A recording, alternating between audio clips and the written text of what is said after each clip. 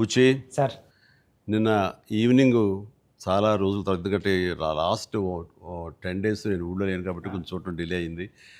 And వచ్చిన తర్వాత నిన్న వేయించుకొని చూసిన తర్వాత ఇది సినిమా కాదు, ఒక జీవితంలో డౌన్ ట్రాడన్ పీపుల్ వాళ్ళ సఫరింగ్ని ఒక జర్నీలా చేయించావు. సార్. మాకు పెద్ద ప్రపంచాన్ని చూపించినట్లుగా అనిపించింది నేను చూస్తున్నంతసేపు. చూసిన తర్వాత కోలుకోవడానికి, తేరుకోవడానికి సార్. అది చాలా నిద్రలో కూడా అదే ఆలోచనలు, అదే విజువల్స్ అవి కనబడుతున్నాయి. అంటే అంత డీప్ ఇంపాక్ట్ ఇవ్వగలిగావు. అండ్ నీ ఆలోచనలు కానీ, నీ మస్తిష్కంలో నుంచి బయటకు వెలువడిన ఆ కథాంశం కానీ అంత డీప్ ఇంటూ అవర్ హార్ట్స్ అది టచ్ చేసింది. అంటే దాని ఇంటెన్సిటీ, దాని ఆ కథ ఆనెస్టీ, ఆ కథ నిజాయితీ,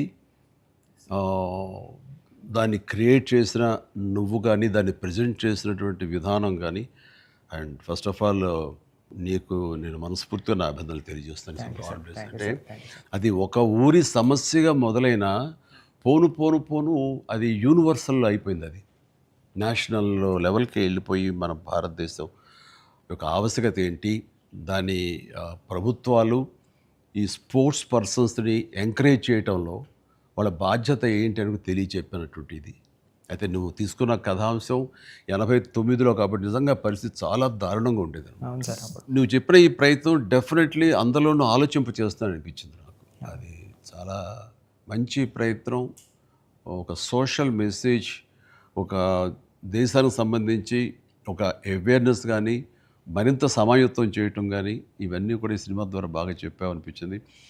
అండ్ ఈ సినిమాలు ఇంకా నాకు నచ్చిన అంశాలు ఉంటే కనుక చెప్పాల్సి వస్తే నువ్వు, రామ్ చరణ్ అండ్ ఏఆర్ రెహమాన్ గారు, అలాగే లిరిక్స్ అందించినటువంటి అనంత శ్రీరామ్, అట్లాగే ఎడిటర్ నవీన్ నూలి, ఇంకా ఫైట్ మాస్టర్, స్టంట్ కోరియోగ్రాఫర్గా అనుకోవచ్చు మనం. ఈ కుస్తీలు, ఈ రెజ్లింగ్లు వీటిని మీకు స్పెషల్గా శ్యామ్ కౌశల్ గారు ఆయన్ని, నభాకాంత్ ఎగ్జిక్యూట్ చేసే ఫైట్ మాస్టర్గా ఆయన్ని, అండ్ జానీ మాస్టర్ కోరియోగ్రఫీ, ఇక వీటన్నిటి ఆర్ట్ డైరెక్టర్ రత్నవేలు గారు, ఇలాంటి వాళ్ళందరి కలయికతోటి, వాళ్ళ ఇన్పుట్స్ తోటి అండ్ వాళ్ళ ప్రయత్నాలతోటి అత్యద్భుతంగా రూపుదిద్దుకుంది. ఇది ఒక కళాత్మకంగా వచ్చిందని చెప్పొచ్చు. And it's a timely film. And చరణ్కి ఆర్టిస్టుల పరంగా వస్తే కనుక చరణ్ అయితేనేమి, జగపతి బాబు అండ్ శివరాజ్ కుమార్, ఫెంటాస్టిక్ శివరాజ్ కుమార్, బొమ్మని రాణి, అలాగే అబ్బాయి దివ్యేందర్ కొత్త విలన్గా కానీ ప్రతిదీ చాలా ఫ్రెష్గా ఉన్నారు, కొత్తగా ఉంది. ప్రతి ఆర్టిస్టు చిన్నవాళ్ళు అవని, జూనియర్ ఆర్టిస్టులు అవని, బ్యాక్గ్రౌండ్ ఆర్టిస్టులు అవని, వీళ్ళందరూ కూడా ఒక రియల్గా జరుగుతుంది, ఒక ఇన్సిడెంట్, ఒక సంఘటన జరుగుతుంది, ఒక ఊరి కథ, ఒక మట్టి కథ చెప్తున్నాం అనటానికి ఆ మనుషులు కూడా మట్టి మనుషుల్లాగా రస్టిక్గా అది క్రియేట్ చేయటంలోనూ, దాన్ని తెరకెక్కించడంలోనూ నువ్వు, నీతో పాటు నీ టీం మెంబర్స్ అందరూ, నీ క్రూ కానీ, క్యాస్ట్ కానీ అందరూ చాలా బాగా చేయగలిగారు. ఇవన్నీ చేయటానికి వెనకాల వెన్నెముకలా నిలబడ్డ వ్యక్తి సతీష్ కిలార్ గారు. ఆయన దేనికి నెరవలేదు. ఇదివరకంత గతంలో అన్ని సినిమాలకి ఆయన కొంచెం పరోక్షంగా వెనకుండా నడిపించేవాళ్ళు. ఇప్పుడు తెర ముందుకు వచ్చారు బాహాటంగా ప్రొడ్యూసర్గా. కాబట్టి ఆయన ప్రయత్నం కానీ, ఆయన గుండె ధైర్యం కానీ, దీన్ని నీ మీద పెట్టుకున్న నమ్మకం కానీ, కంటెంట్ మీద ఆయనకు ఉన్నటువంటి విశ్వాసం కానీ, ఇవన్నీ కూడా ఈరోజు సఫలీకృతం అయినాయి. అండ్ అవ్వటానికి మీరు అందరూ ఎంత ప్రయత్నాలు చేసినా సరే తెర మీద కనిపించడానికి రామ్ చరణ్ ఎలా చేస్తాడు అనే దాని మీద ఉంటుంది కదా. మీరు అందరూ బాగా నటించాడండి. నిన్న వాళ్ళ అమ్మ అంటుంది, బాగా నటించాడు అన్నది కరెక్ట్ సర్టిఫికేట్ కాదు రేఖ, కరెక్ట్ మాట కాదు. జీవించాడు అని అనాలి. నాకు పాత్రలు ఒదిగిపోయాడు అని నాకు అనిపిస్తుంది. నేను యాక్టర్ నాకు తెలుసు. అవతల క్యారెక్టరు ఏడుస్తూ మనల్ని ఏడిపిస్తే కనుక అది నటన. వాడు ఏడవకుండా కళ్ళల్లో ఆ భావం పలుకుతూ చూసే ప్రేక్షకులు ఏడిపించాడంటే వాడు జీవించినట్లు. నేను అక్కడ ఒక క్యారెక్టర్ చూస్తాను తప్ప చరణ్ని చూడలేదు. పెద్ది కనపడుతున్నాను అక్కడ. పెద్ది తను ఏడవకుండా తన భావోద్వేగాల్ని కళ్ళ ద్వారా చూపిస్తున్నాడు తప్ప ముఖవళికల ద్వారా, మజిల్స్ ద్వారా చూపించట్లేదు. అది చరణ్ స్పెషాలిటీ. అందుకని మనం ఎక్కువ ఇన్వాల్వ్ అయిపోతున్నాం. ఏం నటించాడు అనొచ్చు, చాలా గొప్ప గొప్ప నటులు ఉండొచ్చు, వాళ్ళ సిస్టమ్ వాళ్ళ విధానాలు చేయొచ్చు. కానీ భావోద్వేగాల్ని లోపల ఫీల్ అవుతావు, ఫీలింగ్ని మునిపంట నొక్కి పట్టి ఎక్స్ప్రెస్ చేస్తూ ఆ కళ్ళ ద్వారా పలికించడం, అది చూసి మనకి అరే నువ్వు ఏడిస్తే బాగుంటుందిరా అనొచ్చు, కానీ మనకి గుండె పిండేస్తుంది. మనం ఏడలేని సిచ్యువేషన్స్, కానీ ఏడిస్తే బాగుంటుంది అనిపిస్తుంది. ఇట్లాగా టోటల్గా అరెస్ట్ చేసేసి తను చూపించిన విధానం, ఎస్పెషల్లీ అప్పల్ సూరి మరణం దగ్గర నుంచి తన మోటివేట్ అయిన ఇది నుంచి ఇంకా సినిమా గ్రిప్పింగ్ వెళ్ళింది, ఇంకా డీవియేషన్ లేదు. అది చాలా చక్కగా పరిపూర్ణంగా సఫలీకృతమైనట్లు. అది అక్కడ తను చాలా బాగా ప్రజెంట్ చేశాడు, పెర్ఫామ్ చేశాడు. ఎక్సలెంట్. వాడు నా బిడ్డ కాబట్టి ఇంకా ఎక్కువగా చెప్పాలని అనిపించిన కొంచెం అడుచుకుంటూ మాటలు వెతుక్కుంటూ పొందిగ్గా మాట్లాడుతాను, కానీ అది నీలాంటి చూశాడు కాబట్టి నువ్వు చెప్పాలి సార్. మీరు మాట్లాడగలదు సార్, ఎందుకంటే సార్ ఇప్పుడు ప్రపంచం అంతా మాట్లాడుతుంది సార్ చరణ్ సార్ పర్ఫార్మెన్స్. పెద్ద అంటే చరణ్ సార్ అంటే పెద్ద. ఎందుకంటే సార్ ఈరోజు అందరూ ముక్త కంఠంతో అనేది ఒకటి సార్. ఏంటంటే ఏం పెర్ఫామ్ చేశారు అందరూ చిరంజీవి అంటున్నారు సార్. చిరంజీవి చిరంజీవి అండి సార్. హాస్పిటల్ సీన్లో చరణ్ సార్ పర్ఫార్మెన్స్ అంటే మీరు అన్నారు చూసారా, అంటే ఆయన ఫేస్లో బాధ ఉంటుందండి, కానీ మనకి ఆడియన్కి మాత్రం గుండె మెలిపెట్టేసినట్టు. నేను చరణ్ గారు అందరూ మనం ఐమాక్స్కి వెళ్ళాం సార్. ఐమాక్స్కి వెళ్తే మొత్తం థియేటర్లో సీట్లో ఉన్న వాళ్ళందరూ బ్యాగ్ తిరిగి ఇలా బెండ్ చేసి నీస్ మీద అన్నా నీకు నేషనల్ అవార్డు అన్నా అని అరిసారండి. ఈ ఇంట్లో చరణ్ గారి పెర్ఫార్మెన్స్కి నేషనల్ అవార్డు వచ్చంటే నాకు అంతకన్నా హ్యాపీ ఉంటుంది సార్. అంతకు మించిన సంతృప్తి ఇచ్చేసాడు. ఒక తండ్రిగా, ఒక నటుడిగా అంటే మళ్ళీ సీన్ కాదు, తోటి నటుడుగా, కాంటెంపరీ నటుడిగా నాకు నిజంగా చరణ్ గర్వకారణం. అండ్ నేను ఎంత తక్కువ మాట్లాడితే అంత మంచిది, ఎందుకంటే ప్రేక్షకులు వాళ్ళే మాట్లాడేసారు నా బిడ్డ గురించి. అంటే ఇక్కడ చిన్నప్పుడు చదువుకున్న ఒక సుమతి శతకంలోని ఒక పద్యం గుర్తుకొస్తుంది. ఇది పుత్రోత్సాహం పుత్రుణ్ణి కన్ననాడు కాదు, పదుగురు దాన్ని గుర్తించి వాళ్ళు మెచ్చుకుంటున్నప్పుడు, వాళ్ళు పొగుడుతున్నప్పుడు అది కదా నిజమైన పుత్రోత్సాహం. అంటే దాని అర్థం తెలిసొచ్చింది, ఇప్పుడు అనుభవపూర్వకంగా తెలిసొచ్చింది. And I'm really proud of my son, Charan. I love him. And then ఇక అదర్ క్యారెక్టర్స్ మీరు కన్సిడర్ చేసింది కానీ అది కానీ అప్పల్ సూరి క్యారెక్టర్ జగపతి బాబు టోటల్గా ట్రాన్స్ఫార్మ్ అయిపోయాడు. జగపతి బాబుని తెలియకోవడానికి అతని కళ్ళు, ఆ తర్వాత అతని వాయిస్ వింటే కానీ అర్థం కాదు. మీ ఇంటర్వ్యూల ద్వారా నాకు తెలిసిపోయింది కాబట్టి, గెటప్ చూశాను కాబట్టి అయింది, కానీ నిజంగా ఎవరైనా కొంచెం కొత్త వాళ్ళు చూస్తుంటే కనుక అతను గుర్తుపట్టలేనంతగా ట్రాన్స్ఫార్మ్ అయిపోయాడు. మనకి జగపతి బాబు కనపడకుండా మీరు అప్పల సూర్యునే మీరు కనిపించేలా చేయటం అనేది మీ కాన్సెప్ట్, మీ డిజైనింగ్, అది చాలా అద్భుతంగా చేసాడు. తను కూడా చాలా అవును సార్. మీరు అన్నట్టు అవునండి, మీరు అన్నట్టు అప్పల్ సూరి క్యారెక్టరే ట్రిగ్గర్ చేస్తారు సార్ కథకి. ఏ ఎమోషన్ కావాలో అప్పల్ సూరే జెండా పట్టుకొని పెద్ద చేతిలో పెడతాడండి, అక్కడ నుంచి పెద్ద తీసుకుని ట్రావెల్ అవుతాడు సార్.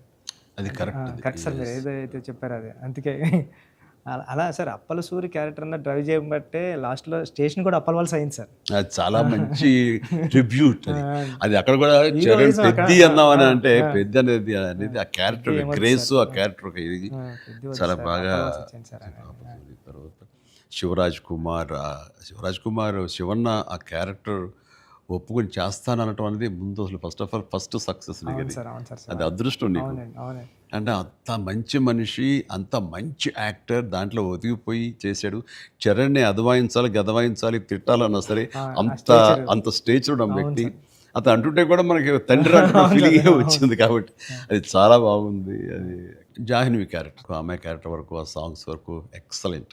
తర్వాత ఫైట్ కంపోజిషన్స్ కానీ అవి కానీ ఎక్సలెంట్. ముఖ్యంగా క్రికెట్ అనేది మనం గిమిక్గా చేయొచ్చు, అయిపోతుంది, కానీ కుస్తీ రెజ్లింగ్ అనేసరికి ఏమవుతుందంటే బాడీ ట్రాన్స్ఫర్మేషన్ కానీ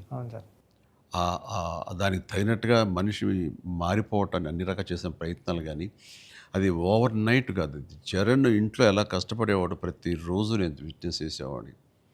నైట్ ఎర్లీ మార్నింగ్ లేచి 5కి లేచి వాడు 6 to 7 చేసి 9 o'clock మీ సెట్కి వచ్చిన తర్వాత మళ్ళీ నైట్ నువ్వు 9 వదులుతావా 8 వదులుతావా వచ్చి నీరసంగా వచ్చి కూర్చుని పోయి మళ్ళీ కాస్త సూప్ ఏదో తాగి మళ్ళీ జిమ్కి వెళ్ళిపోయేవాడు. చాలా కష్టం. పైగా అంతా ఆ 70 days వెజిటేరియన్ మీదే ఉన్నాడు. ఉండి ప్రోటీన్ కోసం ఎంత ఇదంటే హై ప్రోటీన్ కావాలి, నాన్ వెజిటేరియన్ తినకూడదు. దానికోసం ఎలా కష్టపడ్డాడు, ట్రెడ్మిల్ జిమ్లో ఎలా ఇదయ్యాడు. అనేది చూస్తుంటే అబ్బా ఇంత అవసరమా, ఇంత కష్టపడాలా, మనం చేసాం కష్టమైన క్యారెక్టర్లు, రిస్కులు చేసాం, కానీ ఇంత చేస్తున్నాడు ఏంటి, దీని ప్రతిఫలం ఎలా ఉంటుంది అంటూ వాళ్ళ అమ్మ అయితే భగవంతుని దండం పెట్టుకుంటూ కోరుకుంటూ ఇంత కష్టమైన ప్రతిఫలం రావాలని. ఎందుకంటే అంత కష్టపడి జనం ఆమోదం పొందకపోతే మొత్తం అంతా ఇదైపోతుంది, వ్యర్థమైపోతుంది. ఇంకా కష్టపడితే ఇంతైనా ప్రతిఫలం అనే ఒక డిసప్పాయింట్మెంట్ వస్తుంది. కానీ ఇప్పుడు ఏంటంటే ఎంత కష్టపడితే అంత ఎప్రిసియేషన్ వస్తుంది అనేది ఈ పెద్ద క్యారెక్టర్ తన కష్టపడినందుకు, జనాలు దీన్ని యాక్సెప్ట్ చేసి వెల్కమ్ చేస్తున్నందుకు, నీరాజనలు పలుకుతున్నందుకు హ్యాట్స్ ఆఫ్. సార్ నా ఫేవరెట్ ఏంటంటే సార్, ట్రైన్ దగ్గర లెగ్ పెట్టడానికి బిఫోర్ వచ్చి ట్రైన్ ఇలా పట్టుకొని రెండు ఇలా పట్టుకొని ఒకసారి బయటకు వస్తారు కదండి ఫ్రేమ్లో, అప్పుడు చరణ్ సార్ ఎక్స్ప్రెషన్ ఉంటుందండి, కళ్ళు అలా మూసి ముందండి జస్ట్ అలా ప్లెయిన్గా శూన్యంలోకి అలా చూసి అప్పుడు లెగ్ పెట్టడం స్టార్ట్ చేస్తారండి. అప్పుడు అందరూ క్లాప్స్ అక్కడే కొట్టేస్తాను సార్. అంటే అలాంటి అంటే చరణ్ సార్ అంత ఇన్వాల్వ్ అయిపోయారు సార్. అంటే ఈ కథ చెప్పడానికి కూడా మేము కారణం జనరేషన్ని ఇన్స్పైర్ చేద్దామనండి. అంటే మేము ఇప్పుడు స్కూల్స్కి వెళ్తాం కదా సార్, అప్పుడు స్కూల్స్కి వెళ్తే స్కూల్ అంటే క్లాస్ రూమ్ బ్లాక్ బోర్డేనా, వాని వెనకాల ఒక ప్లే గ్రౌండ్ కూడా ఉంటుంది దాని వెనకాల అని చెప్పడానికి ట్రై చేస్తాం సార్ ఇద్దరు. అంటే ఆట స్థలం అంటే అమ్మ కడుపులో ఉన్న 9 months ఆడుకోవడానికి ఉంటుంది గ్రౌండ్. బయటకు వచ్చిన తర్వాత స్కూల్లో పిల్లలకి ఇప్పుడు చూస్తాం సార్, ఏ స్కూల్కి గ్రౌండ్ ఉంది సార్, బిల్డింగ్స్ ఉన్నాయి అంతండి. అది చెప్పడానికి ఇన్స్పైర్ చేద్దాం, ఏదో మంచి మాట చెప్పి. ముఖ్యంగా ఈ కార్పొరేట్ ఎడ్యుకేషన్ సిస్టమ్ వచ్చేసిన తర్వాత అండ్ ఎంతసేపటికి మార్కులు అనే దీంట్లో ఇంకా అసలు ఫిజికల్ యాక్టివిటీ లేకుండా పోతుంది. అందులో ఇప్పుడు ఈ బొమ్మని రాని ఒక మాట అంటాడు, చేతిలో వచ్చేసింది సార్ అంటాడు, అందులో ఎన్నో ఆటలు ఉన్నాయి సార్, ప్లే గ్రౌండ్ ఎవరు వెళ్ళట్లేదు సార్ అని. కానీ ప్రభుత్వాలు ఇప్పుడు మీరు అన్నటువంటి ఈ పరిస్థితి ఒకప్పుడు ఉండేది, కానీ ఇప్పుడు రాను బెటర్ అవుతుంది అన్నది. అవును సార్, చాలా బాగుంది సార్. ఇప్పుడు బట్ ఇంతకంటే ఇంకా గట్టిగా రావాలంటే మీరు ఇచ్చినటువంటి సలహా, సినిమాలు పెద్ద సినిమాలు ప్రభుత్వాలు సహకరించాలి, సర్కారు వాళ్ళు ముందుకు రావాలి. కాబట్టి ఈ సినిమా ఒక అవేర్నెస్ తీస్తుంది, ఒక ఎడ్యుకేషనల్ ఫిలిం పెద్ది, ఒక ఇన్స్పైరింగ్ కంటెంట్ ఉన్న సినిమా పెద్ది. ఈ సినిమాలో బిడ్డలకి మనం ఏమి ఇవ్వాలి, ఎలాగ మోటివేట్ చేయాలి, ఎలాగ ఇన్స్పైర్ చేయాలి, వాళ్ళు ఎలాగ పెంచాలి అనే దాని మీద ప్రతి ఒక్కళ్ళు ఫోకస్ పెట్టి స్ఫూర్తి పొందాలని మాత్రం నేను మనస్ఫూర్తిగా కోరుకుంటున్నాను, విష్ చేస్తున్నాను. Thank you sir, thank you sir. నేను సినిమా చూస్తూ ఏఆర్ రెహమాన్ గారి కంట్రిబ్యూషన్ ఎలా ఉందని చూడటంలో సౌండ్ని పెర్ఫెక్ట్గా వాడుకుంటారండి. అంటే ఆర్ఆర్ అంటే ఓన్లీ ఇంకా ఊకదంపుడు కొట్టేసి, ఎలివేషన్స్ కొట్టేసి ఆ రకంగా కొంచెం ఒరవడి ఇప్పుడు కొనసాగుతున్నా కొన్ని చోట చెల్లుతుంది. బట్ అన్ని వేళలా అది కరెక్ట్ కాదు. ఇది మన మనసులోని ఫీలింగ్ని బట్టి ఆయన కొడుతున్నాడని నాకు అర్థమైపోతుంది. గుండెని పిండే విధంగా మరింతగా ఆయన మనల్ని ఇన్వాల్వ్ చేస్తున్నాడు, మనకు ఆ ఫీలింగ్ని ఇవ్వగలుగుతున్నాడు. పెద్దలో పరిపూర్ణమైన న్యాయం చేశాడు. చెప్పాలంటే ఆయన మెయిన్ పిల్లర్గా అనుకోవచ్చు మనం. మీరు అనుకోండి మీ కంటెంట్ సార్. అంటే హీరో ఉండి ఎలివేషన్ ఇవ్వడం వేరు సార్. నేనేమనుకున్నాను, చరణ్ గారు లేకుండా చరణ్ గారు స్టాచ్యూ చూపించి ఎలివేషన్ ఇద్దారు అనుకున్నాను సార్. అది అక్కడ కూడా రెహమాన్ గారు అలా లేపారు సార్, లేపారు మామూలు కాదు సార్, చాలా ఉంది. పైగా ఇది అఫ్కోర్స్ మీరు ఇంటర్వ్యూస్లో మీరు అన్నారు, రెహమాన్ని ఎలా ఒప్పించావని చరణ్ చెప్తుంటేను అక్కడికి వెళ్ళిన బాడీ లాంగ్వేజ్ బట్టిను ఎవరైనా సరే అది. బట్ ఎవరికైనా సరే నువ్వు చెప్పే కంటెంట్ ఉంది, అది మెయిన్. కొంచెం విజ్ఞత, కొంచెం అవగాహన, ఆ సెన్స్ ఉండే ఎవరికైనా సరే ఆ కంటెంట్ నువ్వు చెప్పగానే దానికి డెఫినెట్లీ ఆమోదయోగ్యం, ఆమోద ముద్ర పడిపోతుంది. డిఓపి గారు అయితే ఆయన చాలా బాగా చూపించాడు. నువ్వు ఏదైతే ఒక మట్టి కథ అనుకుంటున్నావో, రస్టిక్ అనుకున్నావో, ఏమంటే ఆ రఫ్నెస్ అది మొత్తం కనిపించేలా చేశాడు. దాన్ని did his job very well. And తర్వాత ఇంకా మీ నవీన్ గారు అయితే టీజర్ దగ్గర నుంచి ట్రైలర్ దగ్గర నుంచి ఆగలేక ట్రైలర్ కూడా నేను చెప్పేశాను ముందు, అద్భుతంగా ఈయన కటింగ్. తర్వాత నాకు బాగా నచ్చింది ఆ డిజాల్వ్ అయ్యి వస్తుంది క్రికెట్ దగ్గర నుంచి రెజ్లింగ్కి. ఇవన్నీ ఇంటర్ రిలేటెడ్గా ఉంటాయి అని చెప్పినట్టుగా చెప్పడం అనేది తన ఇది. అండ్ ఎన్ని చోట్ల బట్ సినిమాలో నెరేషన్లోనే మీరు బ్యాక్ అండ్ ఫోర్త్ వెళ్ళి చెప్తారు. ఇది అంటే బొమ్మన్ ఇరానీని ప్రేక్షకుని చేశారు. బొమ్మన్ ఇరానీకి ఎలాగైతే కథ అక్కడికి అర్థమవుతూ వస్తుందో సేమ్ ఆడియన్స్ అది మంచి కాన్సెప్ట్. ఇది ఎడిటింగ్ బ్యాక్ అండ్ ఫోర్త్ వెళుతూ చెప్పటం అన్నది ఇట్ ఈస్ మంచి ప్రయత్నం. And that way my heartfelt appreciation to Naveen నోలీకి. అలాగే ఆర్ట్ డైరెక్షన్ గురించి ప్రత్యేకంగా చెప్పలేదు. అన్నీ కూడా పెర్ఫెక్ట్గా ఆ హార్మోనీ ఉంది. ఒకటి ప్రత్యేకంగా అయ్యి ఏంటిది అనట్లేదు, అన్నీ కథలో ఇమిడిపోయే విధంగానే ఉన్నాయి. ఎగ్జాక్ట్లీ. ఆ యంగ్ విలన్ దివ్యందు వీళ్ళందరూ కూడా చాలా బాగా కంట్రిబ్యూట్ చేశారు. లాస్ట్లో కూడా బొమ్మన గారు స్టాచ్యూ చూడకుండా వెళ్ళిపోదాం, చరణ్ గారిని కలవకుండా వెళ్ళిపోదాం అంటాడండి. చరణ్ ఎందుకు నేను కలవకూడదు అనుకున్నాడు బొమ్మని రాణి అంటే అంతే. ఆ గుడ్ ఫీలింగ్ అలా ఉండిపోవాలంటే కలవకుండా ఉండటమే కరెక్ట్. లాస్ట్ ఫేజ్ వరకు కూడా అలా కూర్చొని చూస్తున్నారు సార్. లాస్ట్లో కూడా ట్రైన్ని ఎలా ఎక్కి ఆగి కొట్టాను చరణ్ అంటే ట్రైన్ వచ్చింది కదా, అవును సార్.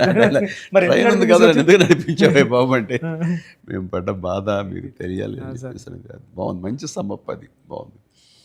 అంటే పెద్దిగాడి కోసం ఆ రోజు బండి ఆగింది సార్. మా జీవితాలు మొదలయ్యాయి. మాకు స్కూల్ వచ్చింది, వైద్యం వచ్చింది, సర్కారు వచ్చి మా అవన్నీ క్రిస్ప్గా చాలా బ్యూటీతో పట్ట చేశారు అని జరుగుతుంది. లాస్ట్లో మళ్ళీ వస్తారు కదండి చరణ్ గారు స్క్రీన్ బ్యాక్కి, పెద్ద నరుస్తాడు కదండి. అది ఎక్కడ బర్ణ వల్ల తెలియలేదండి ఎవరికైనా. బొమ్మన్ గారికి గట్టిగా పట్టుకుని పెద్ద అని అరిస్తే అప్పుడు కొండల మధ్యలో కుక్కను పట్టుకుని వెళ్తూ ఉంటారు. ఇంతకు డిసప్పాయింట్ అయిపోయింది అనుకోకుండా గుడ్ ఫీలింగ్. పుడతామేటి మళ్ళీ చూస్తావేటి మళ్ళీ ఇలాంటి సినిమాని ఇలాంటి సినిమాని మళ్ళీ చూస్తావేటి అనిపించింది. అది ఫెంటాస్టిక్. సతీష్ గారికి ఇది ఒక ప్రౌడ్ ఫిల్మ్ ఇది. అండ్ ఆయన ప్రైడ్. ఆయన ఇంకా తర్వాత బోర్డు సినిమాలు తీయచ్చేమో కానీ ఇది ఇచ్చేటటువంటి సాటిస్ఫాక్షన్, ఇది ఇచ్చే గుర్తింపు, ఇది ఇచ్చిన రెస్పెక్ట్ కానీ అది సతీష్ గారు యూ డిజర్వ్ దిస్. అండ్ దీని వెనకాల మీ సపోర్ట్, మీ ఇలాంటి సినిమా తీసినందుకు నాకు కూడా చాలా ప్రౌడ్. సార్ మీరు ఒప్పిన టైంలో చెప్పారు సార్ నాకు, డబ్బులు ఎలాగైనా వస్తే రెస్పెక్ట్ సంపాదించి ఫస్ట్ అని. ఈయన డబ్బులు ఎలాగైనా సంపాదించుకుంటారు. ఆయన ఉన్నటువంటి కన్స్ట్రక్షన్ అయితేనేవి, అనుకున్నటువంటి డిజిటల్ ఐటీ వలన అయితేనేవి. కానీ ఈ సినిమా ద్వారా గుర్తింపు, ఒక రెస్పెక్ట్ వచ్చింది. అది ఈయన ఫుల్గా ఎంజాయ్ చేస్తున్నారు. బికాజ్ ఆయన సపోర్ట్ ఈ సినిమాకి అంతగా ఇచ్చారు. నువ్వు అనుకున్నవన్నీ కూడా ఆయన నీకు అమర్చారు. ఈయన పూర్తి న్యాయం చేశారు ఆయన. సతీష్ సార్కి నాకు లైఫ్లో ఫస్ట్ మూవీ అన్నట్టు సార్. ఇది వృద్ధికి ఇది ఎప్పటికీ మర్చిపోలేము సార్, ఈ రిలేషన్ని దీనంతా. నువ్వు చేస్తావే, నువ్వు ఆ టైప్ ఆఫ్ మా డైరెక్టర్ సార్. మీరు నాకు ఉప్పిన ఇచ్చారు సార్ ఫస్ట్, చరణ్ సార్ ఏమో పెద్ద ఇచ్చారు సార్. మీతో కూడా ఒక ఛాన్స్ అవ్వండి సార్, చేస్తాను ఎప్పుడైతే అప్పుడు. నువ్వు అలా పరిగెత్తమని దూకమని వైర్లతోటి అంటే సార్ సార్ మీరు ఇప్పుడు కూడా చేస్తున్నారు సార్. ఇప్పటికి వైర్లు కడుతుంటారు, పైకి లేపుతుంటారు, పల్చీలు కొట్టిస్తుంటారు. మొన్న శంకర ప్రసాద్ దీంట్లో కూడా చేశాను. పని అవసరం వచ్చేసరికి దేనికి నెరవం, దేనికి వెనకం చేసే పరిస్థితి లేదు.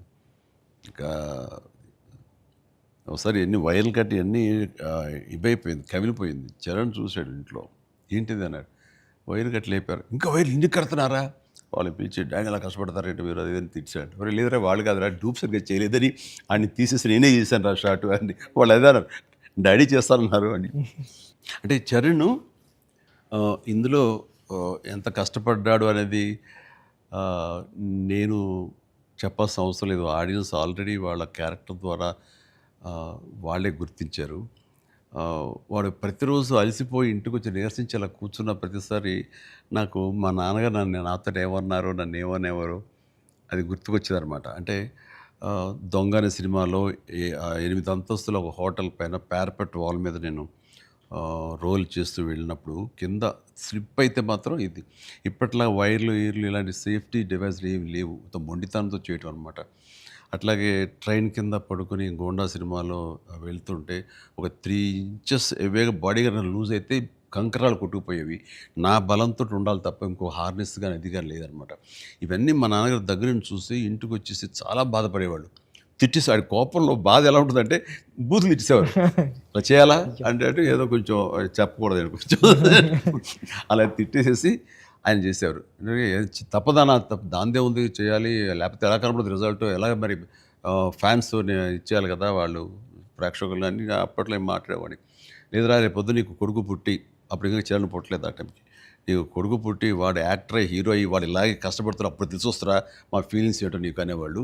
నిజంగా నీ పెద్ద సినిమాకి చేసి వాడు అలసిపోయి వచ్చి కూర్చుని ఈ మణికట్టు దెబ్బ తగిలిందని కానీ కంటి మీద దెబ్బ తగిలి రక్తం ఇదే ఇచ్చింది దాని కుట్లు పడ్డాయి అన్నప్పుడు కొంచెం ఒక హాఫ్ ఇంచ్ క్వార్టర్ ఇంచ్ కిందకి వెళ్తే కంటి గుడ్డేమవుతుందో అనే పరిస్థితి అన్నీ తెలిసినప్పుడు మాత్రం బాధపడి వ్యక్తం చేయబోయాను. నాకు మా నాన్నగారు మాట గుర్తుకొచ్చింది. ఆయన ఎంత బాధపడి ఉంటారు అని చెప్పేసి అదే బాధ ఈరోజు నేను వాడు కష్టపడి వస్తుంటే మాత్రం నాకు ఉండే పిండిన ఫీలింగ్ ఉంది. అయితే సినిమా చూసిన తర్వాత కొన్ని ఎపిసోడ్స్ గురించి చెప్పాల్సి వస్తాయి. ఇందులో ఇంటర్వెల్ నుంచి మాత్రం సినిమా మనిషిని కట్టిపడేసింది, ప్రేక్షకుడిని తారాస్థాయికి తీసుకెళ్ళిపోయింది.